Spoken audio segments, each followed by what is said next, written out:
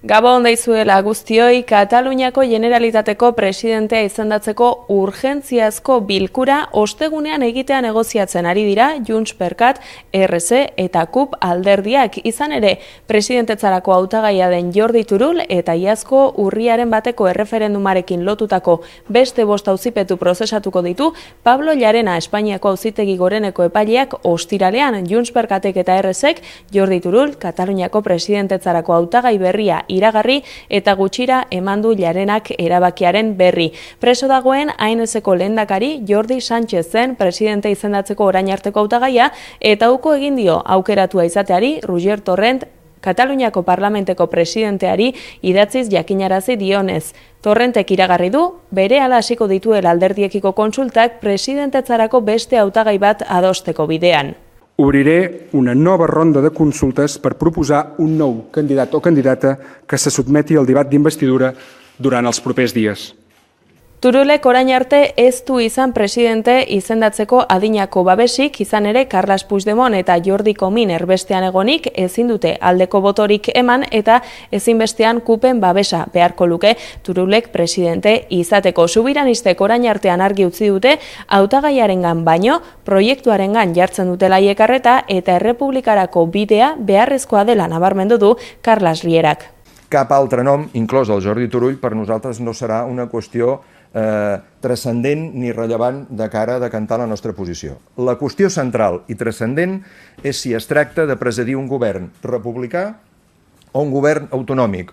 Hoiek Kataluniako aktualitatearekin lotuta nabarmentzekoak iruditu zaizkigunak, gurean gaur albiste gehiago ere baditugu ordea eta hoiek aurreratuko dizkizuegu lerroburuetan. Arrazakeria eta xenofobiaren aurkako nazioarteko eguna ospatu da gaurkoan eta gizartean geroz eta anietzagoak eta nabariagoak diren desberdintasunak salatu ditu Papeles y Derechos denontzat plataformak Nafarroan. Hori dela eta guztien eskubideen bermatzea eskatzeko larunbatean izango den manifestazioan parte hartzera deitu dute. Izan ere, pertsonen jatorri eta egoera sozialaren arabera eskubide eta askatasunak mugatu eta ukatzen jarraitzen direla kritikatu du Iñaki Redin plataformako kideak. Europako gizartea geroz eta intoleranteagoa da. Eta azken urteotan, populista, arrazista eta xenofoboa den ultraeskuin berriaren aztegia da.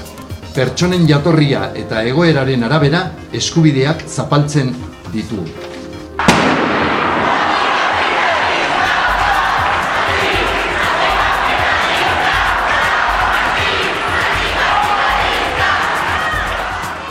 Egungo hezkuntza ereduak Euskal Herriko langile klasearen beharrei erantzuten ez diela ondorioztatuta mobilizazioak egin ditu ikasle abertzaleak taldeak eta grebara deitu ditu gaurko lehen eta bigarren hezkuntzako, batxilergoko eta lanbide heziketako ikasleak. Oraingoa ez dela beren hezkuntza eredua oihukatu dute eta kapitalismoaren aurkako leloak errepikatu dituzte.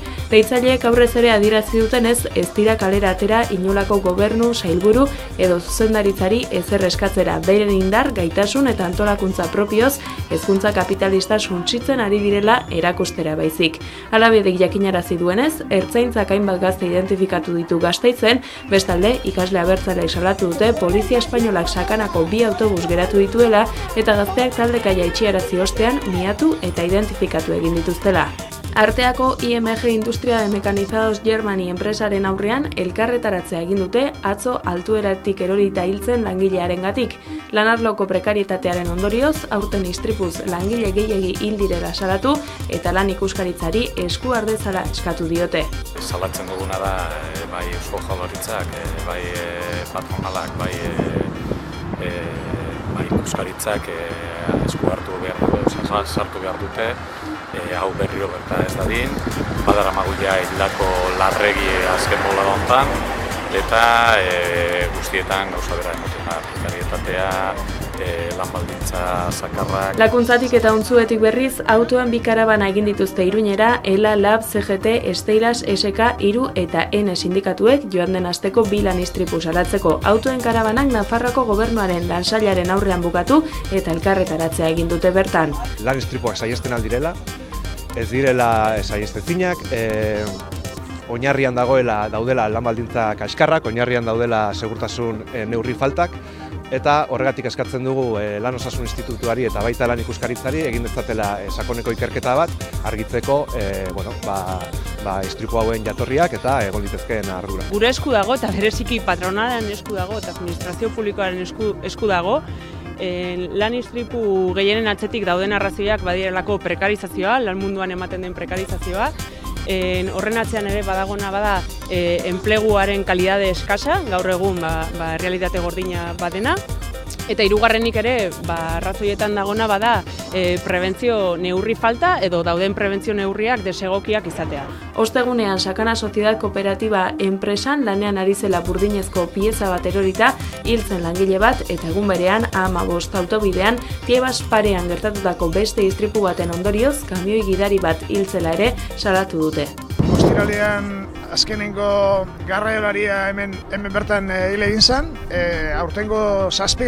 garraiolaria, dana kontuan izan da 16 hildakoak dira, salaketa hau egitera etorregea eta hain Iruñera joango gara kotxe karabanan. Aitatasun eszedentzietarako laguntzak iragarri ditu Eusko Jaurlaritzak proposamen aurrera ateratzen bada umeak urtebete egin aurretik 3 hilabeteko baimena hartzen duen aitak soldata oinarriaren 100% diru saria jasoko duilero baimen hori ezpadator amaren baimenarekin batera. Familiako kontziliazioari buruzko eztabaida saioa egin dute Eusko Legebiltzarrean Euskal Herria Bilduk eskatuta, Beatriz Artolazabal Lan eta Gizarte Zerbitzuetarako sailburuak han iragarri du aitatasun baimenetarako laguntzak jarri nahi dituela. Gurasotasun positiboko politikak lantzearen aldeko apustu argia egiten jarraitu nahi dugu. Familia bitartekaritzaren euskal zerbitzua bikotean eta bere ingurunean egon daitezkeen aldeak gainditzeko baliabide gisa. Azken asteotan polemika handia eragin dute kalera irteten diren preso hoiei egindako harrera ekitaldiek. Alderdi Popularrak eta biktimen zenbait elkartek salatu egin dituzte ekitaldi horiek terrorismoak oresten eta biktimak humilatzen direlakoan. PPek lortu zuen Gasteizko Legebiltzarrak ere bat egitea harrera ekitaldiak gaitzesteko estrategiarekin. Otsailaren 22an legez besteko proposamen aurkeztu baitzuen Legebiltzarrean presoei egindako omenaldiak arbuiatzeko.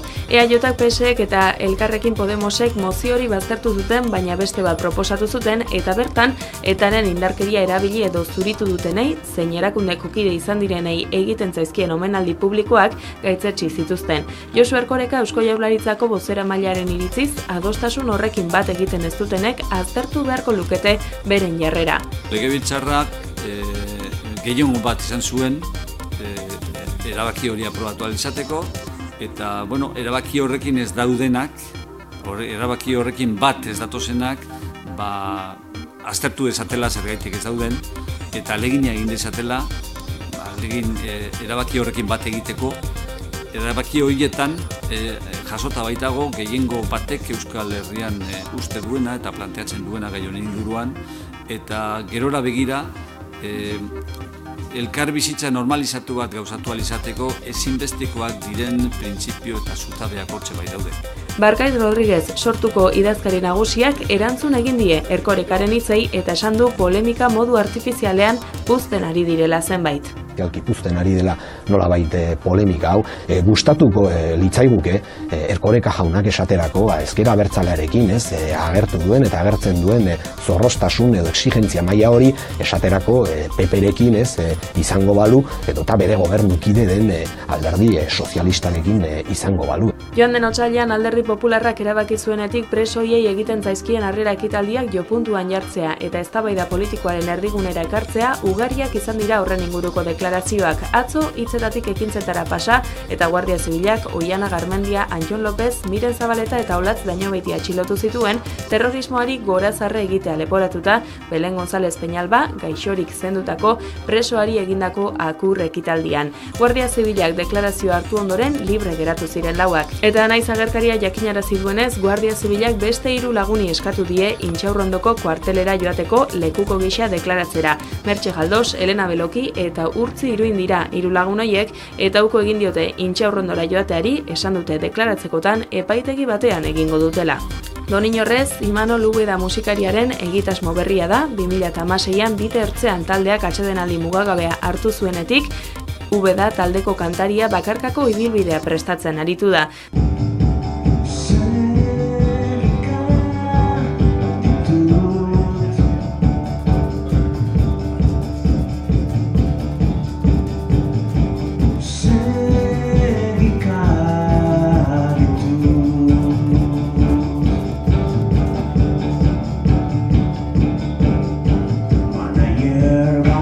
etxeko morroiak.